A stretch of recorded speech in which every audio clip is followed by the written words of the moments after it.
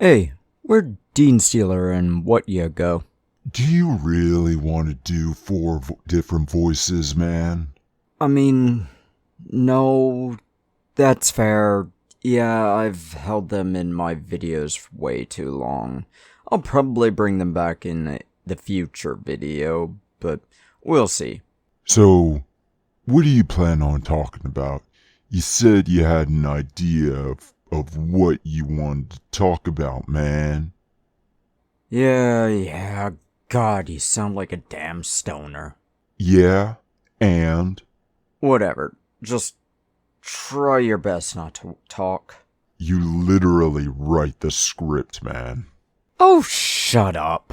Let's talk about the Eldar. Oh, God, I feel like this video will make me sick. Eldar have a long history, starting from the War in Heaven, leading to the cause of the Age of Strife, and now thinking themselves better than the people who are barely able to hold the galaxy together. Even in their own books, they tend to have that issue. Seriously, look at the Aeldari books. There's 2 of them, but it ends on a cliffhanger because they never published the 3rd book. So, the Eldar. They're a speed unit with very little in the way of defenses, but heavy on the running around and outnumbering. Unfortunately, I don't see much use in speed given most units can't move, shoot, and move. Most units move, then shoot, then charge, then fight, in that order. So the speed isn't that useful, really. But what's their tabletop rules? Well, the army rule is similar to the Sisters of Battle, but done in a different way. Strands of Fate lets you roll so many dice and save them to replace the chance to roll dice. You need to choose to use the Fate dice before you roll the dice. This rule has been changed a few times in 10th edition. It started out with 12 dice, which was a ton of dice. Now it's 6 dice with a lot of options to gain more, similar to the Sisters. It can be used on advanced rolls, which might be useful given how many Eldar have the assault weapons ability, battle shock tests, which debatable use, charge rolls, damage rolls, which also adds some jank, hit rolls, saving throws, and wound rolls. I can guarantee there's enhancements and stratagems to get more and use some as well. Now, they only have the index out now, and their index is pretty powerful. It's been nerfed into the ground and they're still a great army, now at a much more reasonable level. Battle Host is their current detachment, which has 3 parts because of the Inari stuff.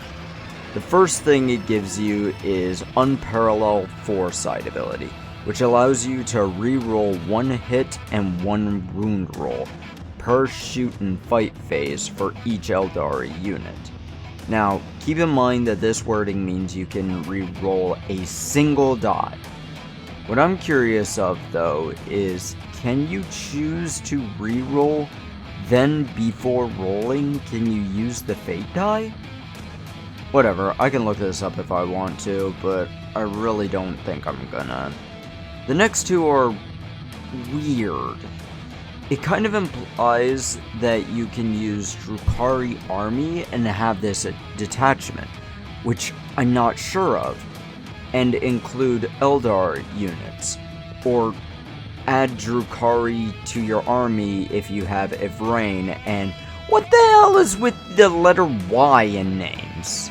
Both also restrict that certain units can't be warlords if you're following X if Y sort of addition rules.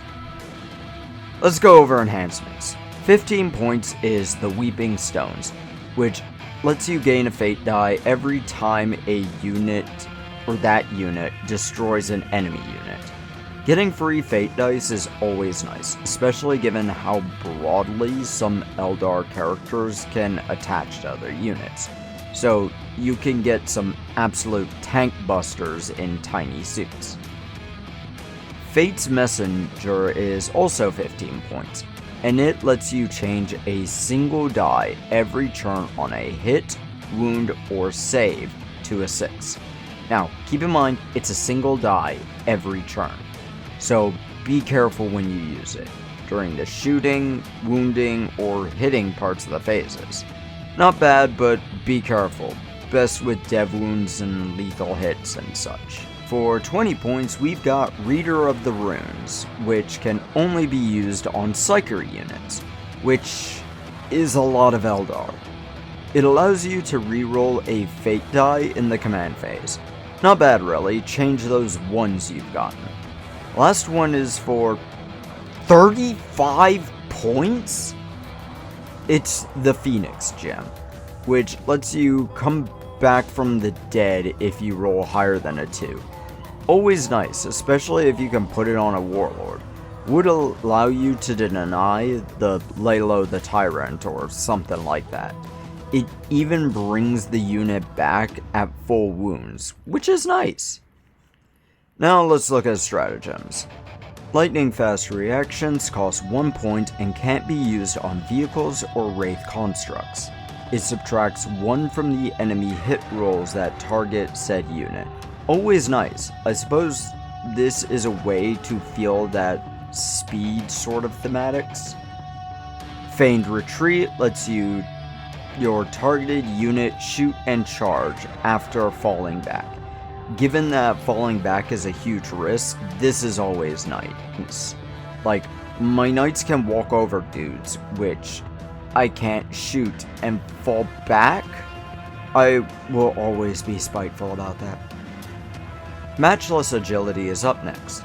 This one has an odd wording, which kind of confuses me. Until the end of the phase, if your unit advances, do not make an advance roll for it. Instead, until the end of the phase, add 6 inches to the move characteristic of models in your unit. Does that mean it doesn't count as an advance, and can still charge and shoot? Or does it make an advance roll of 6 considered? Fire and Fade is the next one, and it costs 2 points. This is the only one that costs 2 points. This one allows you to move after shooting. So this one allows you to move, shoot, move. Okay, so keep in mind that you can use a stratagem on one unit unless said unit says it can be used on another one as well. So you're gonna have to pick and choose with this. Blade Storm is back to 1 cost. Essentially, what it does is it makes a critical wound rolls have an increased armor penetration by 2. Honestly, this might be fantastic. I know a lot of my custodians have abilities that give them crit rolls on 5-ups. So, Eldar might have similar for all I know. Phantasm is the last one, and it can only be used on infantry units. It can also only be used at the end of your opponent's move phase. It allows you to move the used unit 6 inches. This one essentially allows you to dive for cover. Not bad, really. Honestly, yeah, I see why this armor was top the leaderboards. This army is fantastic, and I know that a lot of Eldar Psykers add more to the Fate die pool. Honestly, this army will probably remain near the top. Now, Kane. I'm gonna have to talk about you. One of the 3 surviving Eldar gods. Hold on. 3? Oh, right, you don't know about the Laughing God or the Healing God being alive. Interesting. You know, you're lucky I'm too big to really care. Probably. You'll probably forget about this by the time we record for the Monday video. So, shove off.